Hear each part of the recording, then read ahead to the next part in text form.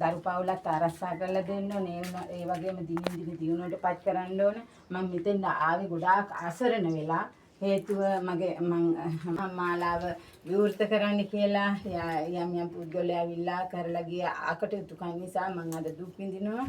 අවුරුදු ගාණක් මේ වරම් මාලාව හිර කරලා එනද අවුරුදු 5ක් කාලයක් තිස්සේ වරම් මාලාව හිර කරගෙන ඒ මිනිස්සු ඇවිල්ලා කැඹුරුම අරන් ගියේ. මගේ ඥාති හිර කරලා ඥාති අරගෙන ඥාති හිර කරලා යක්ෂ බන්ධන බන්ධලා භූමියට මගේ ඥාතියින්ට මේ පංචස්කන්ධයටත් මගේ ඒ භූමියට දෙවලටවත් එන්න බැරි වෙන්න ඒ බන්ධන හිර කරලා ගිය අදුරු කියන්නේ දේව ගැතිවරු කියලා කියන්නේ මේ උර්කහම් පුරවගත්තේ දේව ගැතිවරුන්ට ඔබ වහන්සේ නිසි දඬුවම් දෙන්න ඕන.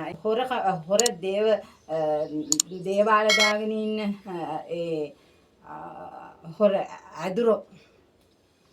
අදුරුතුමලා ඒ මාණිවරුන්ට දඬුවම් දෙන්න ඔබ වහන්සේ බාර ගන්න ඕන. මොකද අම්මා ඔබ වහන්සේගේ නාමය කත කරන්න මම අද මෙතෙන් ආවේ බොහෝ දුර බැහැරව ඉඳලා. ඉතින් මට මෙහෙම උතැත්තර මට තිබ්බ බෙල්ල අමාරුවත් එක මට හොඳ උනා ගොඩක් පිං මොකද මට යම් අපහසුතා ශරීර අපහසුතා තිබුණා. මට කරලා තිබ්බ බන්ධන එක මං හිටපු දිනුව මගේ අඩාල වුණා. මගේ ආර්ථික ප්‍රශ්න ගොඩාක් වලට ආර්ථික අපහසුතාවට මුහුණ පාන්න සිද්ධ වුණා. අඩුම ගානේ කියන නම් මේ පංචස්කන්ධය කොයි වෙලේ හරි අතාරලා යන තැනට මාව පත් කරා.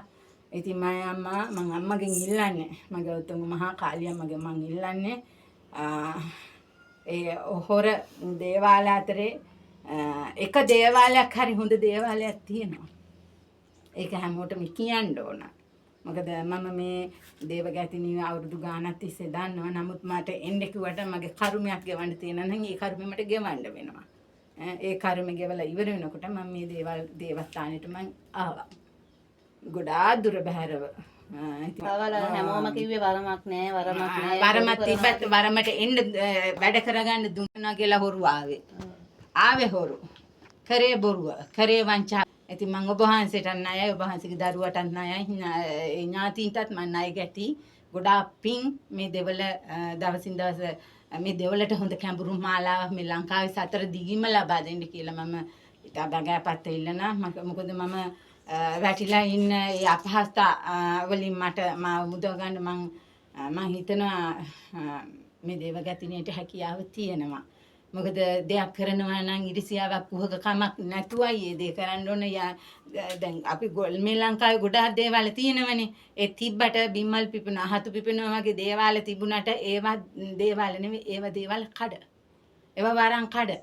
මුදල පමණයි බලාපොරොත්තු වෙන්නේ, තව කෙනෙක්ගේ යහපතක් නෙවෙයි. ඉතින් ඒ අතරින් මම මේ දේවගතිනියට ගොඩාක් ස්තුතිවන්ත වෙනවා. ණය ගැති වගේම මම ඉල්ලා සිටිනවා අසරණලා එන දරුවන්ට හරියාකාරව පිහිට වෙන්න. ඒ වගේම ඒ ඔස්සේ මේ දෙවලේ නාමය මේ ලංකාවේ සතර දිගින්ම දිදුලවන්ට බබලවන්ට හැකියාව ලබා දෙන්න කියලා. ඒ වගේම මීටත් වැඩිය